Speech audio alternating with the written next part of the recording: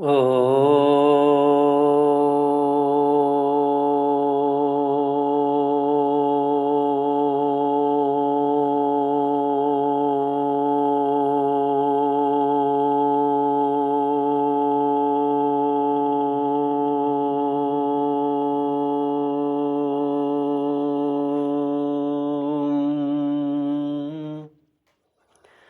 श्री गुरुचरण कमलेभ्यो नमः।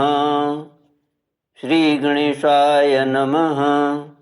श्री सरस्वत्यै नमः। श्रीमद्भागवत भगवान की जय। श्री कृष्ण गोविंद हरे मुरारे, हे नाथ नारायण वासुदेव। श्री कृष्ण गोविंद हरे मुरारे, हे नाथ नारायण वासुदेव। ओम नमो भगवते वासुदेवाय। ओम नमो भगवते वासुदेवाय। कृष्णाय वासुदेवाय हरये परमात्मने प्रणतक्लेशनाशाय गोविन्दाय नमो नमः। सच्चिदानन्दरूपाय विश्वोत्पत्त्यादिहेतुवे तापत्रयविनाशाय श्रीकृष्णाय वयं नमः। सच्चित आनंद स्वरूप परमात्मा जो सृष्टि के उत्पत्ति, पालन और संहार करता है तथा जीवों के आध्यात्मिक, आदि दैविक, आदि भौतिक तापों को नष्ट करने वाले हैं, अर्थात जीवों के मानसिक, शारीरिक और भौतिक दुखों को दूर करने वाले हैं, उन श्री कृष्ण भगवान को हम नमस्कार करते हैं। श्री कृष्ण गोविंद हरे मुरारे, हे नाथ नारायण वासुदेव। श्रीमद्भागवत द्वादश स्कंद अथ चतुर्थोऽध्यायः। श्रीशुक उवाच कालस्ते पर्वाण्वादिर्द्विपरार्धावधि नृप, कथितो युगमानं च शृणु कल्पलयावपि, चतुर्युगसहस्रं च ब्रह्मणो दिनमुच्यते, सकल्पो यत्र मनवश्चतुर्दशभिषाम्पते। 12वां स्कंद, चौथा अध्याय। 4 प्रकार के प्रलय।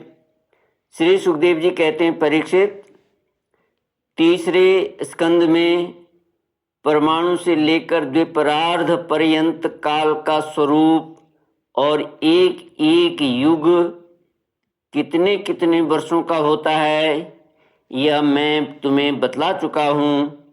अब तुम कल्प की स्थिति और उसके प्रलय का वर्णन भी सुनो। राजन, 1000 चतुर्युगी का ब्रह्मा का एक दिन होता है। ब्रह्मा के इस दिन को ही कल्प भी कहते हैं। एक कल्प में 14 मनु होते हैं। कल्प के अंत में उतने ही समय तक प्रलय भी रहता है। प्रलय को ही ब्रह्मा की रात भी कहते हैं। उस समय ये तीनों लोक लीन हो जाते हैं, उनका प्रलय हो जाता है। इसका नाम नैमित्तिक प्रलय है। इस प्रलय के अवसर पर सारे विश्व को अपने अंदर समेटकर लीन कर ब्रह्मा और तत्पश्चात शेषशायी भगवान नारायण भी शयन कर जाते हैं। इस प्रकार रात के बाद दिन और दिन के बाद रात होती होती जब ब्रह्मा जी की अपने मान से 100 वर्ष की और मनुष्यों की दृष्टि में 2 प्रारब्ध की आयु समाप्त हो जाती है, तब महत्त्व, अहंकार और पंच तन्मात्रा, ये 7 प्रकृतियां अपने कारण मूल प्रकृति में लीन हो जाती हैं। राजन, इसी का नाम प्राकृतिक प्रलय है। इस प्रलय में प्रलय का कारण उपस्थित होने पर पंचभूतों के मिश्रण से बना हुआ ब्रह्मांड अपना स्थूल रूप छोड़कर कारण रूप में स्थित हो जाता है, घुल मिल जाता है। परीक्षित, प्रलय का समय आने पर 100 वर्ष तक मेघ पृथ्वी पर वर्षा नहीं करते, किसी को अन्न नहीं मिलता। उस समय प्रजा भूख प्यास से व्याकुल होकर एक दूसरे को खाने लगती है। इस प्रकार काल के उपद्रव से पीड़ित होकर धीरे धीरे सारी प्रजा क्षीण हो जाती है। प्रलयकालीन सामवर्तक सूर्य अपने प्रचंड किरणों से समुद्र, प्राणियों के शरीर और पृथ्वी का सारा रस खींच खींच कर सोख जाते हैं और फिर उन्हें सदा की भांति पृथ्वी पर बरसाते नहीं। उस समय संकर्षण भगवान के मुख से प्रलयकालीन संवर्तक अग्नि प्रकट होती है। वायु के वेग से वह और भी बढ़ जाती है और तल अतल आदि 7 नीचे के लोगों को भस्म कर देती है। वहाँ के प्राणी तो पहले ही मर चुके होते हैं। नीचे से आग की करारी लपटें और ऊपर से सूर्य की प्रचंड गर्मी। उस समय ऊपर नीचे चारों ओर यह ब्रह्मांड जलने लगता है और ऐसा जान पड़ता है मानो गोबर का उपला जलकर अंगारे के रूप में दहक रहा हो। इसके बाद प्रलयकालीन अत्यंत प्रचंड सामवर्तक वायु सैकड़ों वर्षों तक चलती रहती है।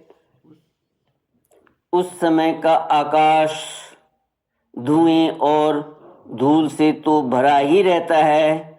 उसके बाद असंख्यों रंग बिरंगे बादल आकाश में मंडराने लगते हैं और बड़ी भयंकरता के साथ गरज गरज कर सैकड़ों वर्षों तक वर्षा करते रहते हैं।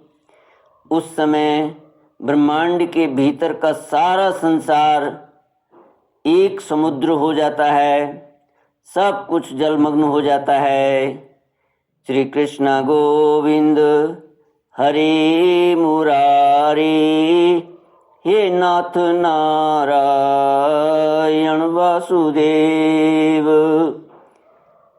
भगवान श्री सुखदेव जी कहते हैं, परीक्षित, इस प्रकार जब जल प्रलय हो जाता है तब जल पृथ्वी के विशेष गुण गंध को ग्रस लेता है, अपने में लीन कर लेता है। गंध गुण के जल में लीन हो जाने पर पृथ्वी का प्रलय हो जाता है। वह जल में घुल मिलकर जल रूप बन जाती है। राजन, इसके बाद जल के गुण रस को तेजस तत्व ग्रस लेता है और जल नीरस होकर तेज में समा जाता है।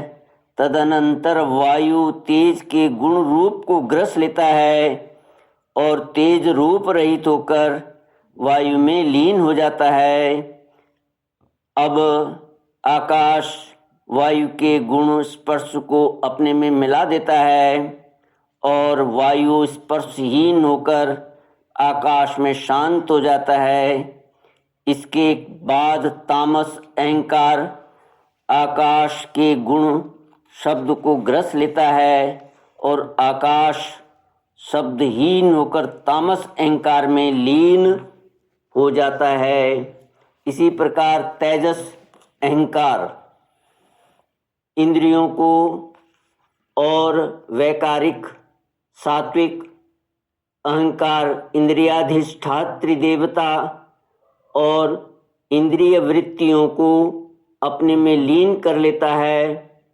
तत्पश्चात महत्त्व अहंकार को और सत्व आदि गुण महत्त्व को ग्रस लेते हैं।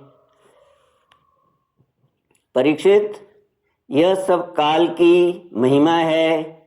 उसी की प्रेरणा से अव्यक्त प्रकृति गुणों को ग्रस लेती है और तब केवल प्रकृति ही प्रकृति शेष रह जाती है। वही चराचर जगत का मूल कारण है। वह अव्यक्त, अनादि, अनंत, नित्य और अविनाशी है। जब वह अपने कार्यों को लीन करके प्रलय के समय साम्यावस्था को प्राप्त हो जाती है, तब काल के अवयव वर्ष, मास, दिन, रात, क्षण आदि के कारण उसमें परिणाम, क्षय, वृद्धि आदि किसी प्रकार के विकार नहीं होते। उस समय प्रकृति में स्थूल अथवा सूक्ष्म रूप से वाणी, मन, सत्वगुण, रजोगुण, तमोगुण, महत्त्व आदि विकार, प्राण, बुद्धि, इंद्रिय और उनके देवता आदि कुछ नहीं रहते। सृष्टि के समय रहने वाले लोगों की कल्पना और उनकी स्थिति भी नहीं रहती। उस समय स्वप्न, जागृत और सुषुप्ति ये तीन अवस्थाएं नहीं रहती हैं। आकाश, जल, पृथ्वी, वायु, अग्नि और सूर्य भी नहीं रहते। सब कुछ सोए हुए के समान शून्य सा रहता है। उस अवस्था का तर्क के द्वारा अनुमान करना भी असंभव है। उस अव्यक्त को ही जगत का मूलभूत तत्व कहते हैं। इसी अवस्था का नाम प्राकृतिक प्रलय है। उस समय पुरुष और प्रकृति दोनों की शक्तियाँ काल के प्रभाव से क्षीण हो जाती हैं और विवश होकर अपने मूल स्वरूप में लीन हो जाती है। श्री कृष्ण गोविंद हरे मुरारे, हे नाथ नारायण वासुदेव। ओम पूर्णमद पूर्णमिदं पूर्णात् पूर्णमुदच्यते पूर्णस्य पूर्णमादाय पूर्णमेवावशिष्यते। ओम शांति शांति शांति। हरि ओम। श्री गुरुभ्यो नमः। हरि ओम।